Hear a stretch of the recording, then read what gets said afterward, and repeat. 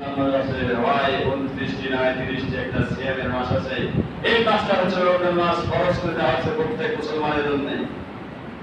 সিয়াম ফরজ করা হয়েছে। যে ব্যক্তি রমজান মাস পেয়েছে, এরপরে রমজান মাস পাওয়ার পরে তার গুনাহটা ক্ষমা করে দিতে পারবো না। জিবরাইল বলেছে, আমি বলেছি যে ব্যক্তি ধ্বংস হয়ে যায়, বলে নাউজুবিল্লাহ। এরপরে বিশ্বনবী দ্বিতীয় ধাপে আপনি ওঠার পরে, আপনি দ্বিতীয় ধাপে ওঠার পরে বলেছেন আমি। এইবারে বলেন কিসের জন্য আপনি আমিন বলেছেন?